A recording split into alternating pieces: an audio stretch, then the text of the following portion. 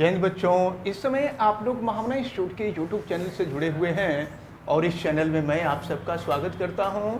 आज हम लोग class 10th mathematics Hindi medium chapter 6 त्रिभुज की प्रश्नावली 6.3 के क्वेश्चन नंबर 8 को देखने जा रहे हैं। आप बुक खोलें और क्वेश्चन नंबर 8 को ध्यानपूर्वक देखें। एक समांतर चतुर्भुज ABCD, फिगर देखें, ABCD एक समांतर चतुर्भुज है कि बढ़ाई गई भुजा AD, यह जो AD है, AD को जब बढ़ाया जाता है तो उस पर स्थित एक बिंदु E आता है। तो कि बढ़ाई गई भुजा AD पर स्थित E एक बिंदु है तथा BE, फिगर देखिए, BE CD को F पर प्रतिच्छेद करती है यानी काटती है। तो दर्शाइए कि त्रिभुज ABE, ये ऊपर वाला त्रिभुज ABE और CFB, ये नीचे वाला त्रिभुज, ऊपर वाला त्रिभुज और ये नीचे वाला त्रिभुज, दोनों त्रिभुज समरूप होंगे, ये हम लोगों को सिद्ध करना है। तो जैसा कि हमने आपको बताया था कि हम करते क्या है कि प्रश्न में जो चीज़ दी गई होती है उसको हम अपने शब्दों में लिखते हैं। तो चलिए, प्रश्न में जो चीज़ दिया गया था उसमें लिखा जाएगा। दिया है कि ABCD एक समांतर चतुर्भुज है, एक समांतर चतुर्भुज है जिसकी भुजा AD को E तक बढ़ाया गया है, जिसकी भुजा AD को E तक बढ़ाया गया है,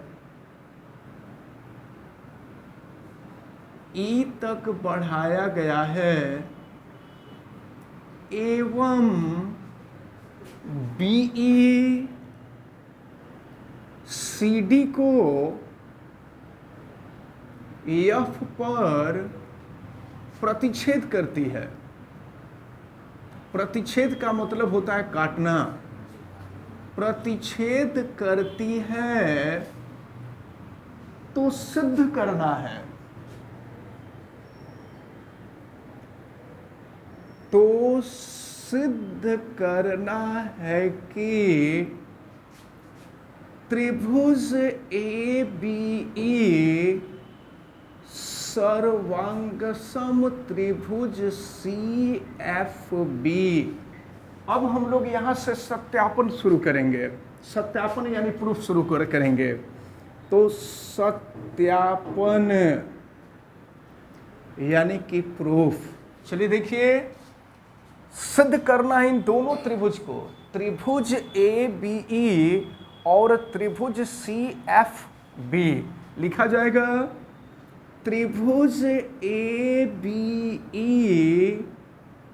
एवं त्रिभुज CFB में, जरा आप ध्यान दीजिए, त्रिभुज ABE, हम ऐसा करते थोड़े समय के लिए इसको मिटा देते हैं क्योंकि हमको केवल इस त्रिभुज की जरूरत है। तो त्रिभुज ABE और त्रिभुज CFB में ध्यान दीजिएगा। देखें, यह भुजा AE और BC, ये दोनों भुजाएं समांतर हैं और ये जो तीसरी भुजा है BE, दोनों समांतर भुजाओं को मिलाती है, काटती है।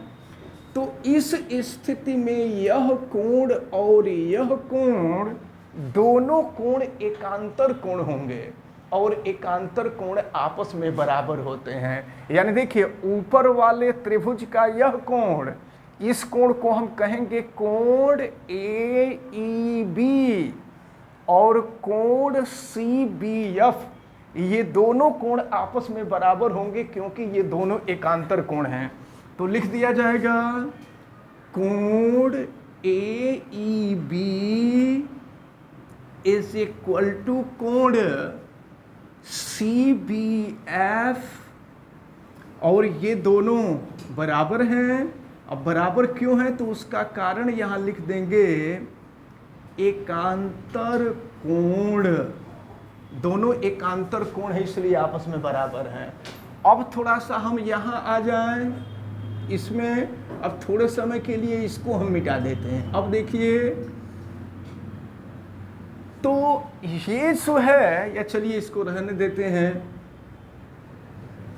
तो ये आप देख रहे हैं कि ABCD समांतर चतुर्भुज है, और समांतर चतुर्भुज की ये विशेषता होती है कि इसके सम्मुख कोण आपस में बराबर होते हैं। समांतर चतुर्भुज के सम्मुख कोण माने आमने सामने के कोण आपस में बराबर होते हैं, यानी कोण A और कोण C ये दोनों आपस में बराबर हो जाएंगे। तो यहाँ लिख दिया जाएगा कोण A इज इक्वल टू कोण C, और ये दोनों बराबर क्या हैं तो इसका जवाब आप लिखेंगे समांतर चतुर्भुज के सम्मुख कोण। समांतर चतुर्भुज के सम्मुख कोण आपस में बराबर होते हैं।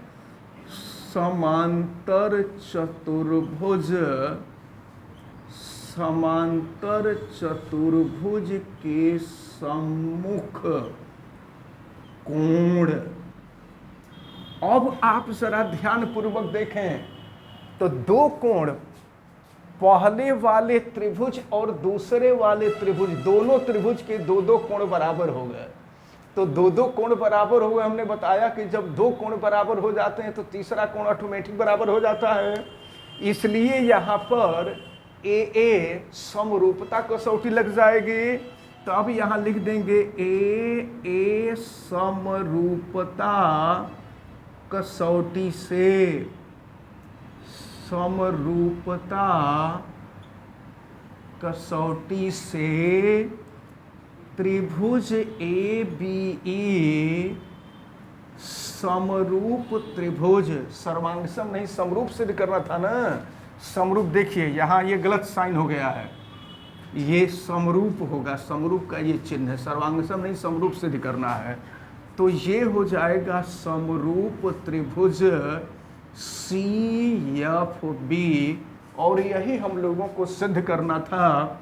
यहाँ लिख देंगे दैट प्रूव्ड, यानी यही हम लोगों को सिद्ध करना था।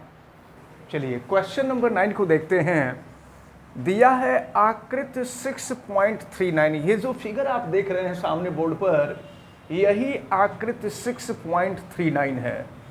इसमें ABC फिगर देखना होगा आपको, ABC और AMP ये समकोण त्रिभुज हैं, समकोण त्रिभुज हैं, दोनों समकोण त्रिभुज हैं, जिनके कोण B और कोण AM समकोण। देखिए कोण B समकोण का मतलब होता है 90 अंश का, कोण B समकोण है और कोण AM भी समकोण है, ये दोनों समकोण हैं। तो सिद्ध करना है कि त्रिभुज ABC और त्रिभुज AMP समरूप हैं, और फिर भुजाओं के अनुपात भी हमें दिखाना है। तो चलिए प्रश्न में जो दिया हुआ है उसको हम लोग नोट करेंगे। सबसे पहले कि दिया है कि त्रिभुज ABC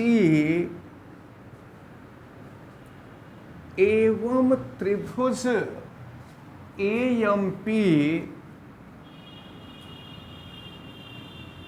समकोण त्रिभुज हैं, समकोण त्रिभुज हैं जो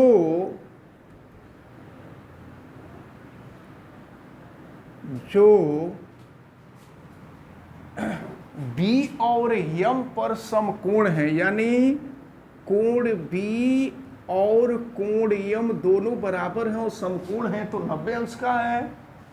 तो हमें सिद्ध करना है, तो सिद्ध करना है, देखिए फर्स्ट में क्या सिद्ध करना है कि त्रिभुज ए बी सी समरूप त्रिभुज ए एम पी, और सेकंड में हमको सिद्ध करना है C A upon P A is equal to B C upon M P. ये हम लोगों को सिद्ध करना है।